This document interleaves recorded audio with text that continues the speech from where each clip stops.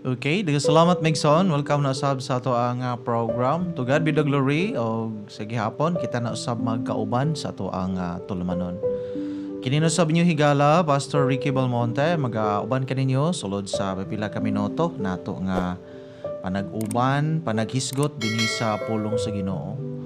Welcome sa tanan nga nagasunod dinhi sa radio kutob sa maabot sa ato ang sibya sa Facebook, sa YouTube nga maabot usab migsoon sa ato ang program. To God be the glory. Sa ngalan sa ato ang station manager Pastor Ruben Sulapas, inyong higala Pastor Ricky Belmonte no usab mag-uban kaninyo sa ato ang tulumanon. Atong pagpaabot sa ato ang pagpasalamat sa mga suki nato nga mga tigpaminaw dinhi sa sulod gayod sa dakbayan sa Iligan o sa mga silingan nato nga mga lungsod o probinsya maigsoon nga maabot sa ato ang Sibya. Sa gawas sa nasod nga nagasunod sa Hong Kong, sa Amerika, Saudi ba o asa ba, Japan daytood kasagaran nga atong mga listeners maigsoon nga suki nato nga mga tig paminaw o tig monitor sub sa ato ang program. So to God be the glory. Di ta maglangan atong paghisgutan maigsoon kining hisgutanan preparing our next generation, no? So I believe wala may mo lungtad nato aning kalibutan na one generation passed away and another po generation cometh. So kining atong generation mulabay ra ni sama sa generation sa ato ang mga lolo atong ginikanan, kita na pod mao nagsunod karon sa ilang generation o dili kalimod atong mga bata, no?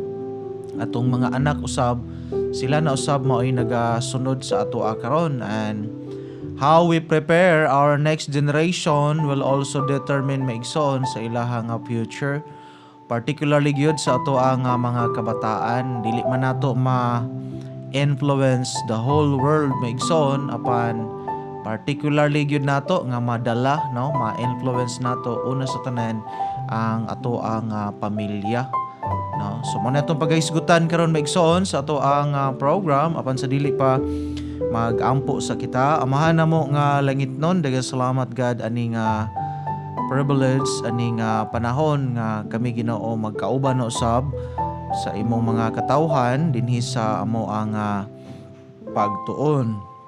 And I pray God tagay ko wisdom by your grace ikaw mag-uban o i-bless God ang amo ang hisgutanan imong pulong usab o Dios nga mahimo usab nga panalangin. Holy Spirit ikaw maghatag gahom tagay kinabuhi imo nga pulong, and I pray God nga do na kini kahimuan o panalangin pod sa matag usa nga magasunod. Gamhi ko o gamita ko in the name of Jesus, and akong gibalik kanimo tanang dungog, tanang pagpasalamat ikaw lamang ang angyan daygon o ikaw magagamit og mga katawhan o Dios sa pagdala sa imong nga pulong. Sa among kining gitugyan og gipasalamatan in Jesus name. Amen. Again, atong paghisgutan maigsoon kining preparing our next generation. How we prepare our next generation will determine sa ilahang kaugmaon. So adunay verse sa Bible, actually ubay-ubay tag verses, no, nga pagabasahon karon according to the Bible. So Biblia man ang ato ang standard of our faith and also our practice maigsoon. Mao kana nga diri kita mo kuha sad sa Bible. So diri nato tun-an maigsoon and how we appreciate ani sa pulong sa Ginoo. In the book of Ecclesiastes chapter 1 in verse number 4, the Bible says, "One generation passeth away, and another generation cometh, but the earth abideth forever." So diri gipakita maigsoon how life goes dinhi sa kalibutan, but the earth abideth forever. So kining kalibutan nga ato ang puy-an karon, although time will come nga pagasunogon kini sa Dios o bag-ohon si Ginoo, ang mga tao nga nagapuyo dinhi lakip kita maigsoon. Ingon ang Bible, one generation passeth away. Now, ang generation dili pareha ang counting sa generation, 40 years Doon na po mo ingon ng uban 20 years. So nara ana ang average 30 years one generation. Kay normally sa ato karon ang tao maminyo na naman sa edad nga 20. So magminyo sila 20, so makaanak sila next generation nila. Sa una man good 40 kay tagdugay man lagi maminyo no ang mga tao sa una. So mo na nga counting nila one generation usa sila magkaanak 40 years.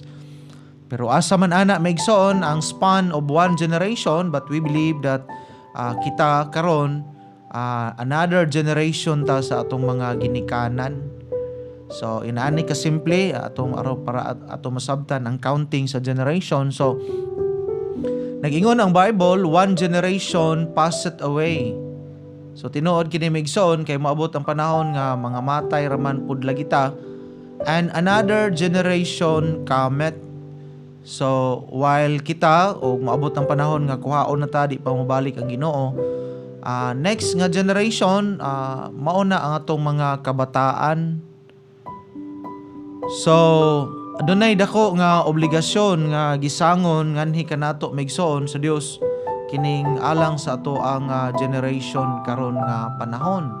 Tungod kay musugot kitag sa dili migsoon ang kinabuhi, adunay gitawag cycle of life. Kung adunay matawo, aduna man say mamatay. So ang tanan nga natao, siyempre maabot man gyud nato ang katapusan. Matud pa tanan nga adunay sinugdanan, ano na say katapusan maigsoon. So tungod ani nga mo labay ra kita ani nga kalibutana, doon na kita'y dako nga parte in influencing and preparing our next generation. So dako kita kaayo og kabahin maigsoon kay how we prepare and what kind of values we pass on ngadto sa atong mga kabataan that will directly influence sa ilaha nga kinabuhi maigsoon. So mutuo matag sa dili, so doon na gyud tay kabahin parte sa ilahang kinabuhi. So tabangan na to, mo bitaw ning let us help prepare our next generation nga mahimo sila nga God-fearing, honest and responsible sad ngadto sa Ginoo. So dire gid ni magsugod migsoon sa matag usa nato ka pamilya. Now since the family is the smallest unit of the society, so diri sa ato ang matag usa ka pamilya nagsumikad ang unang values nga gitudlo lagbin na gyud sa mga ginikanan. So diri nato nakasangon maigsoon ang dako nga responsibility and how to prepare our next generation and what kind of values we pass on ngadto sa ilaha labi na gayud sa atong mga bata. So the kind of parent we are will reflect also the kind of children nga naa kita. Now, the kind of father you are, the kind of mother you are, and how you interact and how you influence your children will also mold or shape their character maigsoon sa mga bata. Mabito ng daghay mga ginikanan karon nga walay kahadlok sa Ginoo. Dili kalimod nga daghan sa mga kabataan sad karon walay kahadlok sa Ginoo. Na ako'y nabantayan daghay mga bata karon nga kusog mamalikas. So asa man na nila nakita, siyempre sa ilang mga magulang. It's either sa kuya, ate, or ato sa ginikanan, or sa mga barkada o silingan makaha. So wala gina nila nakatunan sa mas bata-bata nila og edad. Kasagaran nakatunan na nila maigsoon ang pagsulti og mga pamalikas, mga bad words ngadto sa mga tao nga mas magulang kanila og edad. So dunay indirect maigsoon nga teaching of values through our action. So diri sa matausan nato kapanimalay tan-aw nato nga dunay influence nga ato ang na pakita ngadto kanila maigsoon. So muna atong bantayan hinaot unta nga nakita nato nga dunay need gyud kaayo maigsoon nga ang mga bata matudluan sila sa sakto ba nga pagdala pag matuto no. So kay normally good by nature ang mga bata maigsoon aduna gitawag nga sinful nature.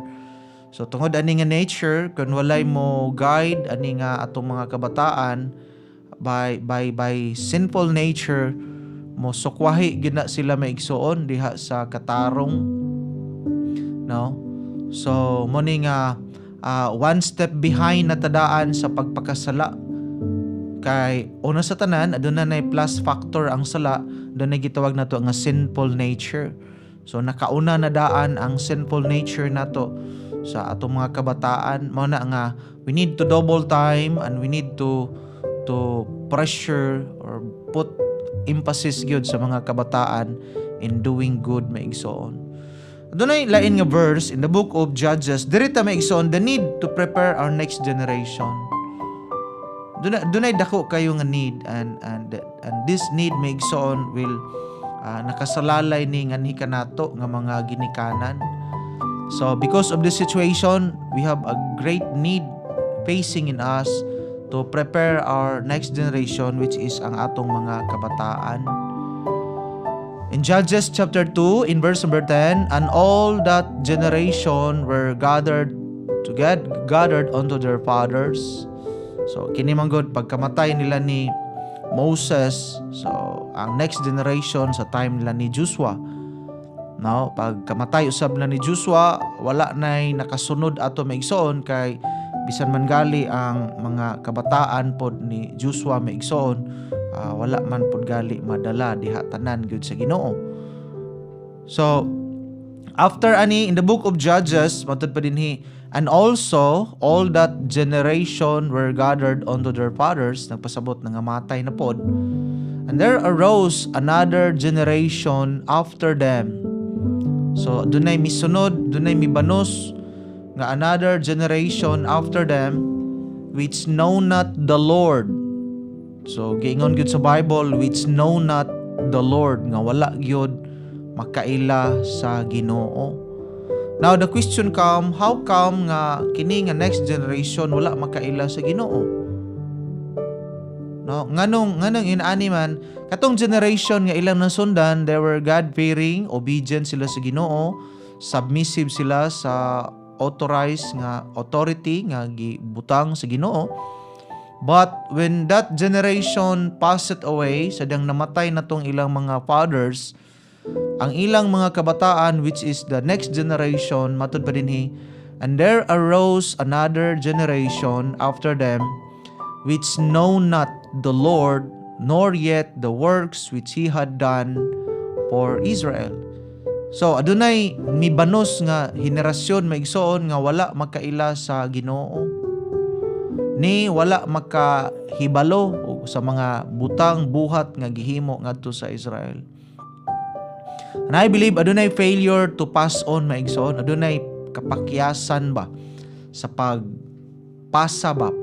pass on sa knowledge and kining gitawag information. Kay nganuman there arose another generation which know not the Lord, nga wala sila makaila sa Ginoo. So how come nga wala sila makaila sa Ginoo? Sa Deuteronomy manggod maigsoon, ginasugo ang mga Hudiyo katawhan sa Dios nga ang pulong sa Dios itudlo while they were standeth and walketh maigsoon. Itudlo ang pulong sa Ginoo. So dire masabot na to maigsoon nga adunay collapse of information and dunay pagkaputol sa kanibang information, pagtudlo kinsa ang Dios. So asa man ni nahitabo, and I believe dito ni nahitabo sa ilang mga ginikanan na wala nila na pass on ang knowledge about God and fear about God, wala nila napasa sa mga bata. And usa sa factor ani maigsoon kining kabisi. Busy na sa trabaho baka tingali, wala na'y panahon sa family, and mao gihapon na karon nga senaryo, no?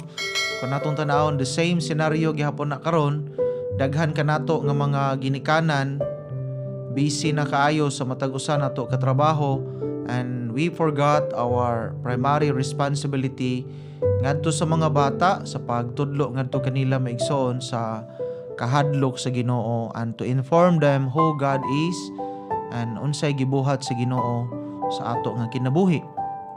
Unang busy na kaayo. So mo nay nang hitabo migsoon. So and also that generation were gathered unto their fathers. Mao lagi nga matapos raman ta aning kalibutan na, there arose another generation after them. Dunay ni puli nga next generation, and sad to say and sad to note, which know not wa gyud kaila sa Ginoo. No? Nor yet the works which he had done for Israel maigsoon. So dire ato makita magod si Joshua was successful in his time. Now, dili na ikalimod, si Joshua was a successful leader, warrior, but he failed to prepare his next generation. Sometimes ingon na anak ta atong angkonon nga we parents also will do sacrifices to pursue our dreams, to pursue our work baka o tingali busy baka ta sa atong trabaho. Daghan usahay ta ingon ana nga mabiktima maigsoon, busy kayo ta sa atong trabaho, busy kayo ta sa ato ang negosyo, but we forgot to prepare our next generation, which is ang atong mga kabataan. We neglect their needs, or we neglect also their emotional need maigsoon. So there is si Joshua was very successful good maigsoon as a leader. Daghay nation ilang gikanker, daghay mga tao ilang gipildi, but napildi siya sa to pag-prepare sa iyang next generation. The result maigsoon kini, there arose another generation which know not the Lord. So dunay failure to pass on information, dunay failure to pass on values sa mga bata. So ang kompetensya gyud nato ani maigsoon to prepare our next generation kining atong trabaho, matag negosyo, unsa pa diha o uban gali bisyo. Dunay mga bana nga dunay bisyo, dunay mga asawa usab nga dunay mga gipang trabaho. Mo na nga we neglect the spiritual aspect sa mga bata. Mo nang dili kalimod daghay mga bata karon maigsoon nga walay kahadlok sa Ginoo. Kay bisan man gali ang mga ginikanan wala say kahadlok maigsoon sa Ginoo. Mo na nga lisod kaayo. Hinumduman nato the success and failure of our next generation can be influenced by our generation today. Atong sabton nga the success sa atong next generation or the failure of our next generation naagi na nato nagdepende. Why our country goes low moral na kaayo, degrading na kaayo ang moral, because of our past generation wala gyud kaayo magpakabana. No? So mao ni failure maigsoon to prepare our next generation. Mao na ang resulta sa ato ang mga kabataan. But higala duna pay dako nga kahigayunan, duna pay dako nga chance maigsoon that we can influence even our own family.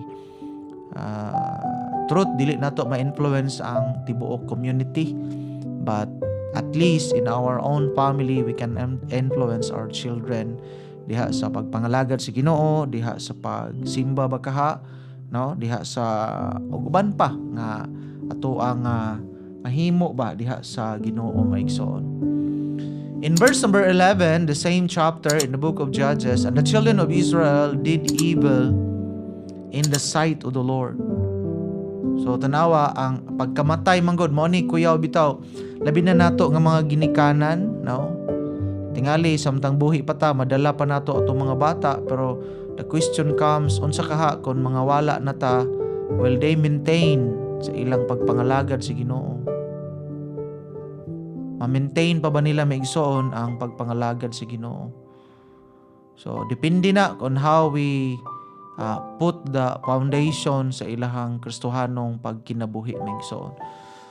So in verse 11, and the children, so mo ni resulta sa verse 10, and the children of Israel did evil in the sight of the Lord and serve Baalim maigsoon. So ang nahitabo, himo sila og kadautan, o wala nagali sila maigsoon, nag-aalagad sa Ginoo, nag-alagad sila sa gitawag nga Baalim maigsoon. In verse number 12, the Bible says, "And they forsook the Lord God of their fathers," ug gibiyaan nila maigsoon. Wala na.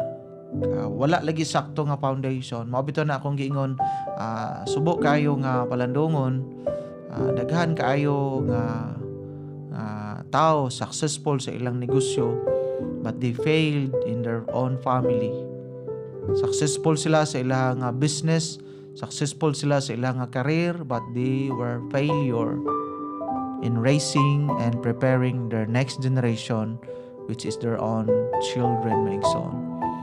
"And they forsook the Lord God of their fathers," matupad ni, "which brought them out of the land of Egypt, and followed other gods, and the gods of the people that were round about them, and bowed themselves unto them, and provoked the Lord to anger." So nahitabo, imbis ang Dios may malipay sa ilang kinabuhi, ang Ginoo nasuko na hinuon, maigsoon. "And they forsook the Lord," gibiyaan nila ang Ginoo.